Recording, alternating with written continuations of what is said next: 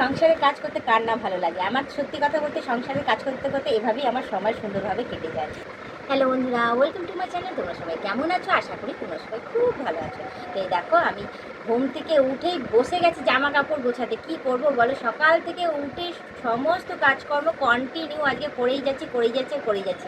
আজকে তো 2-3 দিন থেকে ঘর ঝাড়তেই সময় চলে গেছে, কারণ চৈত্র মাস বলে কথা। চৈত্র মাসে তো ঘর ঝাড়তেই হয়, এটা নিয়ম। এবার তার সাথে সাথে জামা কাপড়গুলোরও অবস্থা পুরো খারাপ হয়ে গেছিলো, জানো তো।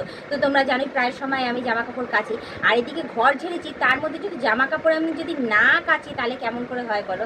তো যাই হোক, আমি এমনিতেই সংসারে কাজ করতে ভালোই বাসি, আর সংসারে কাজ করতে করতে সত্যি কথা বলতে আমার এভাবেই আমার মনটাও ভালো থাকে আর সময়ও কেটে যায়। তো যাই হোক, আমি এখন আজকে সকাল থেকে উঠে কন্টিনিউ কাঁচা ধোয়া করেছি, করে খেপে খেপে কাচছি, গিয়ে ছাদে মেরে দিয়ে আসছি, শুকিয়ে নিয়ে চলে আসছি। মানে এত রোদ দিয়েছে আর এত গরম যে আমার জামা কাপড় শোকাতে বেশি সময় লাগেনি। আজকে দেখো, পুরো যত জামা কাপড় এখানে ছিল সম্পূর্ণটা আমি আজকে নামিয়েছি, যেহেতু ঘর ছেড়েছিলাম।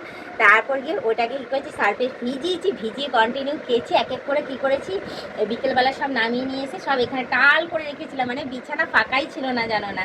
এবার সেগুলোকে ভাঁজ করে করে একে একে সমস্তটা এদিকে সাজিয়েছি। এখনও দেখো কতগুলো জামা কাপড় রয়েছে। তো এই জামা কাপড়গুলো আমার এটা আলমারিতে তুলে রাখবো, আর যে কটা বাঁচবে সে কটা এখানে তুলে রাখবো। তো যাই হোক, এগুলো আলমারিতে রাখারই কারণ এগুলো পরে আমি বেশিরভাগটাই আমি এদিক ওদিক বাজার টাজার যাই, আর এগুলো রেগুলার ইউজের রয়েছে, এগুলো আমি বাইরেই রাখি। তো এদিকে আমি আমার কাজ করতে থাকি, ঠিক আছে। তার মাঝখানে তোমাদের একটা কথাই বলবো, যে তোমরা যারা নতুন দেখছো তারা অতি অবশ্যই আমাকে সাবস্ক্রাইব করে দিয়ে বেল আইকনটা টুক করে টিপে দিয়ে অল নোটিফিকেশনটা অন করে দিও। আর যারা এখনও পর্যন্ত মেম্বারশিপটা নাওনি তারা তাড়াতাড়ি করে মেম্বারশিপটা নিয়ে নিও। তাহলে তোমাদের বন্ধু বান্ধব যতজন আছে সবাইকে বলো মেম্বারশিপটা নেওয়ার জন্য। নিলে ভালো কথা, নাহলে তোমরাই দেখতে থাকো, তোমরাই টিকে থাকো, এভাবে আমাকে হেল্প করে দিও। আর এদিকে দেখো, সংসারের কাজ করতে কার না ভালো লাগে? আমার সত্যি কথা বলতে সংসারের কাজ করতে করতে এভাবেই আমার সময় সুন্দরভাবে কেটে যায়। তো এই দেখো, এদিকে দেখো কত জামা কাপড়। মানে তোমরা হয়তো অনেকেই বলো যে বৌদি বিশাল জামা কাপড় কাচো, বৌদি একদম করো না, বৌদি একটা ওয়াশিং মেশিন কিনে নাও, এই সেই হ্যানা তেনা। তো একটা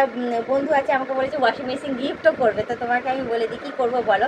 তো ওয়াশিং মেশিন প্রথমত রাখার জায়গা নেই, আমার নিজেরই থাকার জায়গা নেই, তো ওয়াশিং মেশিন রাখবো কোথায়? দেখুন, এই একটা ঘরেই রান্নাবান্না করি, একটা ঘরে সুন্দরভাবে সাজিয়ে গুছিয়ে আমি কাজকর্ম সারি, ঠিক আছে। তার মধ্যে তুমি বলছো ওয়াশিং মেশিন কিনে দেবে, কোথায় রাখবো? তো যাই হোক, আমার ওইগুলো দরকার নেই। আমার হাতটাই হচ্ছে ওয়াশিং মেশিন। এত সুন্দর হাত থাকতে ওয়াশিং মেশিনের দরকার পড়ে বলো?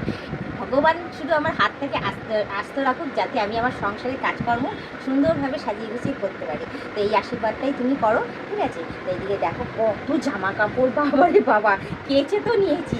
এবার একে একে সমস্ত জামা কাপড়গুলো মানে ভাঁজ করতে গেলেই না, মানে আর ইচ্ছা করে না যে আমি ভাঁজ করে তুলি। কাচার সময় তো বেশ সুন্দরভাবে মন দিয়ে কেচে নিই। তার মধ্যে তোমাদের দাদা সবসময় বলে কি যে ও শুধু আমার জামা কাপড়ই কাচি। তো আজকে তোমাদের দেখাই, ঠিক আছে। ওর জামা কাপড় নাকি কাছে নাই। দেখো, এরকম দুটো রুমাল, এরকম দুটো শার্ট, ঠিক আছে।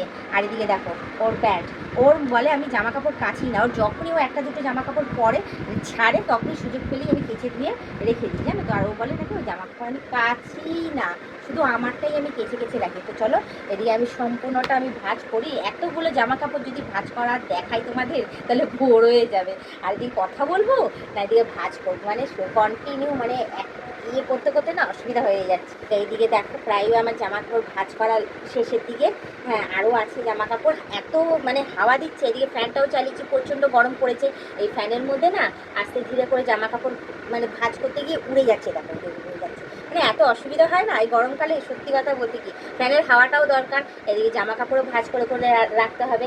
আর তার মধ্যে মানে কি বলবো তোমাদের। তো যাই হোক, আমার প্রায় ভাঁজ করা কমপ্লিট হয়ে গেছে। তো একে একে সমস্ত ভাঁজ করা যদি কমপ্লিট দেখাতে চাই তাহলে তো ব্যাস পুরো একদম সময় পেরিয়ে যাবে। তো বেশি কথা না বলে শুধু এইটুখানেই বলবো যে আজকে ব্লগ ভিডিওটা আমি এখানেই শেষ করছি। আবার অন্যদিন অন্য কোনো সময় আমি ব্লগ ভিডিও নিয়ে হাজির হয়ে যাবো।